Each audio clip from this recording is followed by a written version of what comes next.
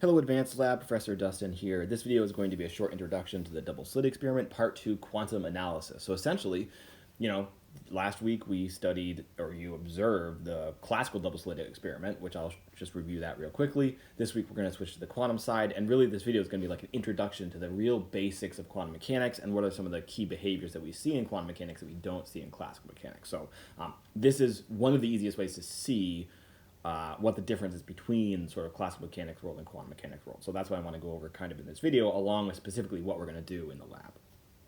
So what you saw last week was a double slit with incoming light, and we had a prediction that light acted like a wave, but you saw that it acted like a wave because what you saw on the screen was a series of peaks and troughs, like, kind of like this or whatever. Kind of a bad picture, but you can tell what I'm saying. And the reason that happened is because light from some places, like here, had the same path length difference, meaning that the two waves combined together to create constructive interference, whereas places like there, the two waves interfered destructively and the total amount of intensity that hit the screen increased. Once you get over here, you're again one path length away from each other, and so you get constructive interference and so on and so forth. So that's clearly a wave-like pattern. You could use this to prove that light acts like a wave. If you had a prediction that you thought wave acted like particles, if you had some reason to think that, then probably what you would see is you would see just two peaks, like right in front of the two slits, right? And basically zero elsewhere. Maybe there would be some kind of scatter or whatever, but, photons that went through here would just hit the wall in exactly the same place. There wouldn't be any spreading out or anything because individual particles can't do that, right? They just move like, this is the bullet picture, right? Bullets would hit here, not pass through here, hit here, pass through here, and you get this picture.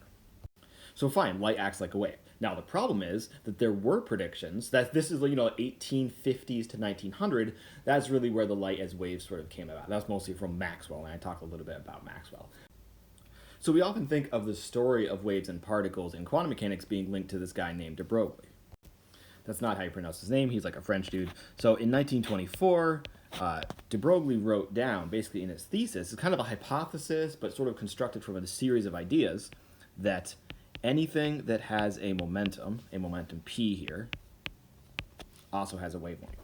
So people often quote this as being the relationship between particles and waves, which is that basically he was talking about fundamental particles. So he's saying that electrons, protons, anything that can have a mass and a velocity has momentum. That's a constant. That's Planck's constant. Also has a wavelength. So people often cite this as sort of the origin of this story. That's actually not totally right. Einstein is really the origin of this particles and waves story. This was in 1905. This is Einstein's miracle year. This is actually what he won the Nobel Prize for, not for all the black hole and really interesting stuff. Really, it was all the 1905 stuff. So he demonstrated something called the photoelectric effect. Really, what I should say is he explained the photoelectric effect. The photoelectric effect had been known for decades, really, but Einstein came up with an explanation that worked and it involved light being particles. So let's quickly do the photoelectric effect. In the photoelectric effect, you shine light on a metal, and there's a variety of metals that work. I don't know the details, with some frequency. Call that frequency nu. You shine light on a metal, and you release electrons. So electrons start to flow, and you get a current, which I'll just label I. So that's the photoelectric effect, is that somehow you shine light on a metal and electrons start to flow in the metal. What's interesting is there's actually a cutoff point. So if you drop the frequency far enough, the electrons actually stop moving. And there was no real good explanation for that until Einstein came along, because the idea is that if these guys are traveling in waves and they're adding energy to the metal and that energy is liberating the electrons, why can't you just decrease the frequency low enough until, there should be a continuous transition between zero current and some positive value of the current, but there wasn't. You couldn't drop the current to any arbitrary level. If you change the frequency enough, you drop the frequency enough, the electrons would stop flowing. And so there wasn't really an explanation for that until Einstein came along. Einstein's explanation was that actually light is not acting like a wave in this context, it's acting as a particle carrying a very specific quanta of energy. That quanta of energy is described by the energy is Planck's constant times that frequency nu. So basically there is some minimum value, which we normally call nu naught, at which the current starts to flow. Below that level, the current can't flow anymore. So this explains why light can act as particles, because that's the minimum energy. Actually, when you crank the frequency down further, the energy is not sufficient to excite the current in the metal. So this was Einstein's hypothesis that, oh, actually light is acting like a particle in this context. And actually that was picked up by some of the other people that we've been learning about, J.J. Thomson, Robert Millikan, all these people, to actually further explore the idea that that light acts as particles in some contexts and acts in waves in other contexts. So eventually this culminated in de Broglie. He sort of like put a pin down and said, well, things that have wavelength, fundamental concepts in physics like light that has a wavelength actually has a momentum as well. And then conversely, electrons and protons that have momentum because they're particles can also be described as waves. One of the most famous examples of this is a solar sail. I should say applications of this is a solar sail.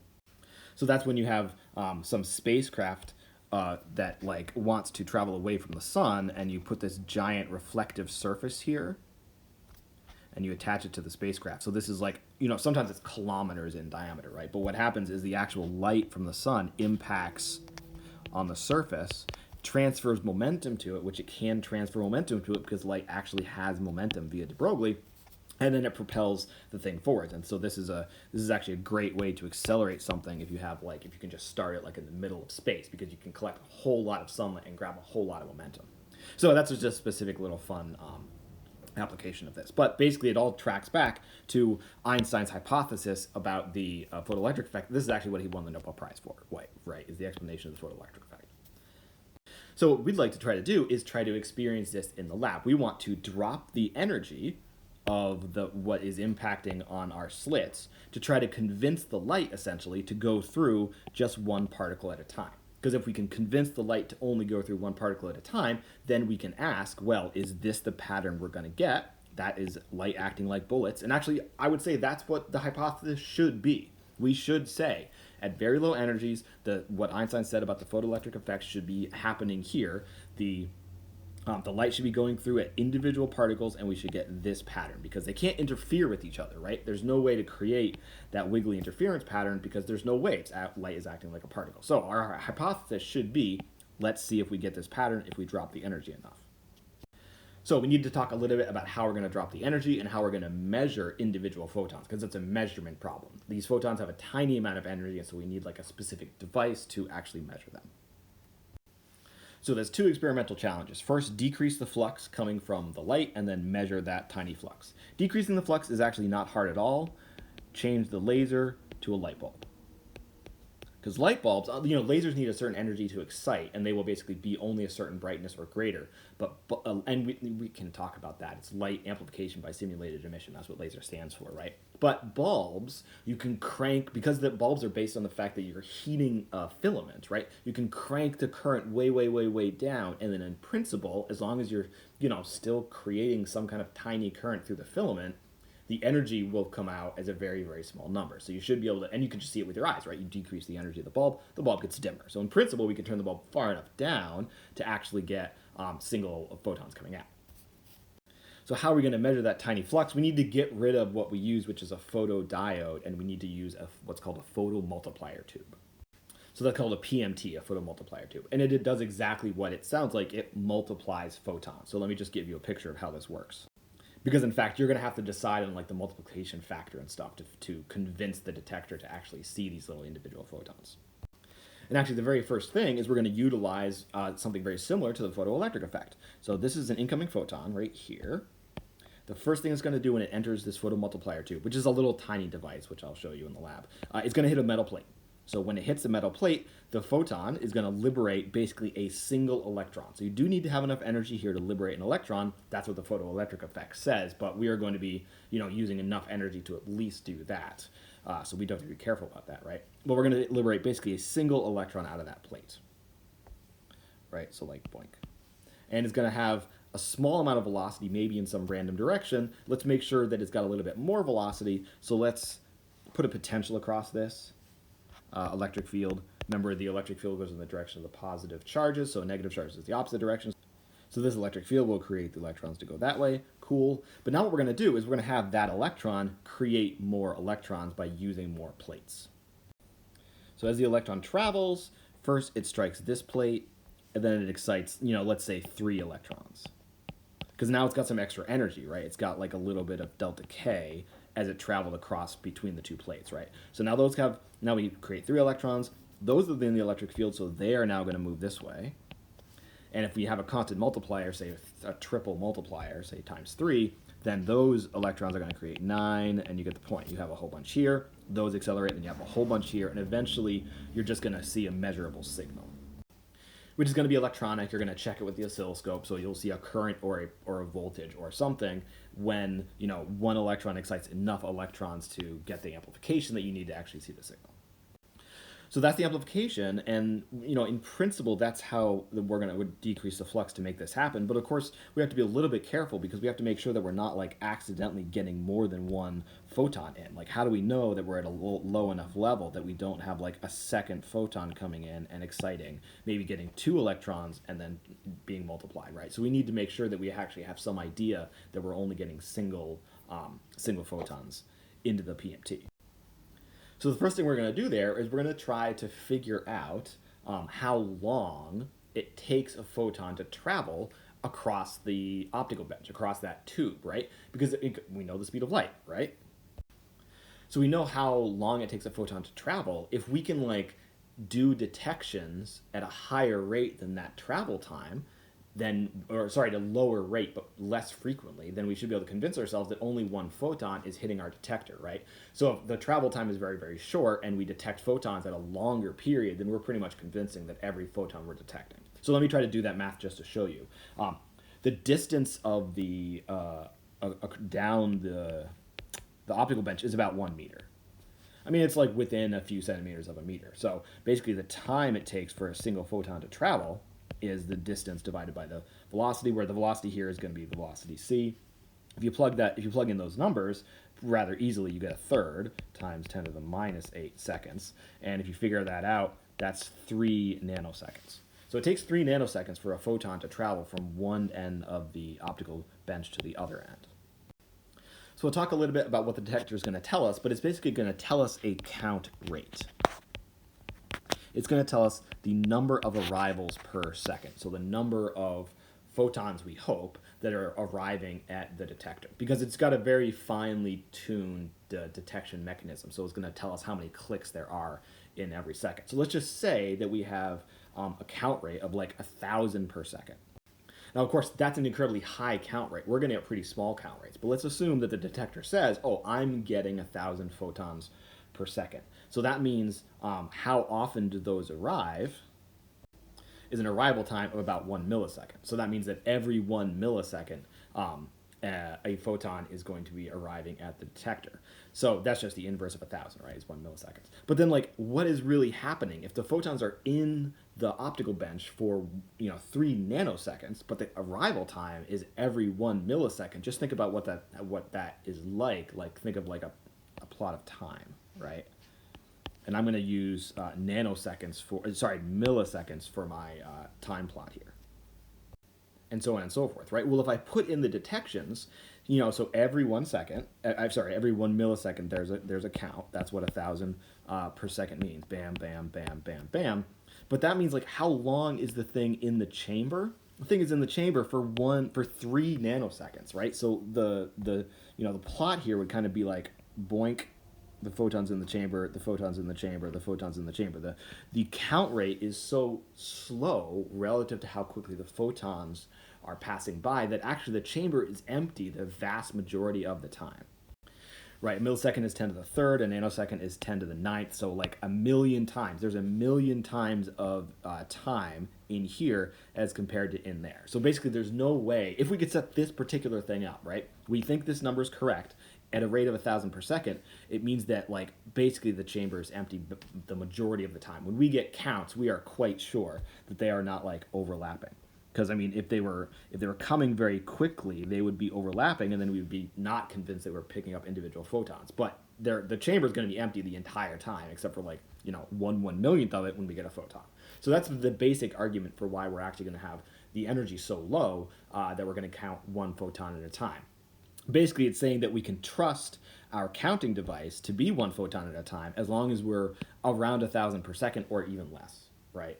because even if this was like 1,000,000 per second, then this would look a little bit worse, but still not so bad. So 1,000 per second is like a pretty good estimate. It's a safe way of assuming that we're actually only counting one photon at a time. Just for a little comparison, the laser that we used last week, if you work it out and you determine how much energy is actually coming out of the laser has a count rate of like 10 to the 12th per second.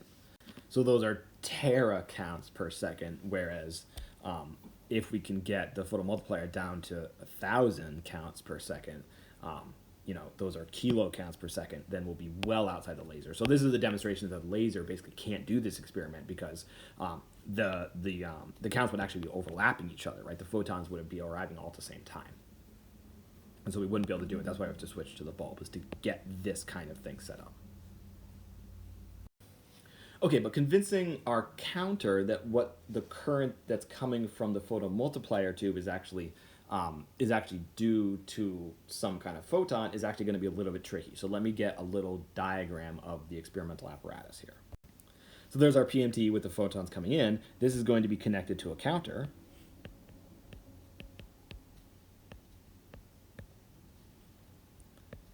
And there's going to be like some current flowing from the PMT into the counter, and we're going to tune the counter so that it actually counts when a photon happens. So let me just try to draw what the PMT is actually going to be showing you. This is going to be current over time, let's say. So current over time. So the thing is that the PMT is super sensitive. Random electrons occasionally bounce off, go over here. There's some thermal noise because of heat. So basically you're going to be getting like a signal from a constant signal from the PMT, which is going to be noise. Now you don't want to count noise as signal, right? Because the noise is just like the thermal fluctuations in the PMT are going to be creating noise. And so you don't want your counter to be like click, click, click, click, click, click, click, click, click, because those are all just noise, not actual photon arrival times. When a photon actually arrives, you get a spike, you get a boink like that will be above the noise, we hope, right? So what you need to do is you need to tell the counter what the threshold is. So in this case, what I think I'm sort of implying is that is the threshold. So what we're going to tell our counter is above some threshold, count, +1, right? And so there's going to be a whole bunch of spikes in here, but we're going to figure out how to set the counter to make sure that we just pick out the photons and don't pick out the thermal noise. If the threshold is very small, we're going to get tons of thermal noise, and if the threshold is too high, we're going to get nothing. So we're going to kind of experiment to see where to put the threshold. And I just saw what the name of this counting device is. It's called the PCIT. And I don't remember what that thing is called. Photon counting something, whatever. It's the counter with the dials on it that tell us how to set the threshold. Excuse me, not tell us how to set the threshold. That's what we use to set the threshold. We're going to have to use an oscilloscope or something to actually look at this plot to decide how to decide where to put the threshold. So to finish up, let's just imagine how this experiment is going to go, because actually once you have the PCIT set up, you're actually repeating the experiment from last week. You want to try to get that pattern. You want to see whether your pattern that ends up at the PMT looks like, two peaks like that. That's the bullet model. That's the photon as particles. That's actually what we think is going to happen from some perspective, right? If Einstein says that light acts like particles, if we are actually measuring it as particles, we should expect the bullets. Or is light acting like a wave, and we get that sort of weirdo pattern that you guys already got last week. So the way that we're going to do that is we're going to try to get one photon shooting through the thing. You have the slit blocker here, so you're going to be able to do both the single slit and the double slit to see if there's any difference. Of course, I drew these as double slits, right? A single slit would have just like a bump in the middle or something, and then this one would be way wider, right? So you're going to be able to select double slit or single slit. Same thing with the detection slit. You can move the detection slit back and forth to slide across the pattern to do the same kind of detecting at each little individual place like you did last week. Watch out for the backlash. I think you guys experienced that and know how to deal with that, but now just be prepared to see the backlash. And then you're going to get numbers out of the PCIT. So instead of having a voltage or a current, I can't remember, I think it was voltage that you measured off of the photodiode, which is just the amount of light is just exciting a particular voltage on the photodiode, you're going to get counts at each particular location according to what the PCIT shows you. Write down those counts, scan across scan across the image in the same way that you did here, and you'll either see this, which again, this is our prediction, or you're going to see this. And not to give it away, I think you probably know you're going to see this, right? So the idea being like somehow the PCIT is telling you particle, particle, particle, particle, particle. It's just continuously telling you that you are observing particles. If you see this, the light itself is saying, actually, I'm a wave. And so you have it sort of this dichotomy where like simultaneously one part of the experiment is saying I'm a particle, and the other part of the experiment is saying I'm a wave. Okay, that's enough. Sorry, I went on a little long. It's hard to like make these videos efficient, but basically get this set up. Once you have all that, the counting thing set up, then you're scanning across the image in the same exact way, and then coming up with an answer to whether the light acts as a particle, as we expect, or this simultaneous superposition, kind of, as particles and waves. Okay, great. Thanks very much, and I will see you guys on Thursday.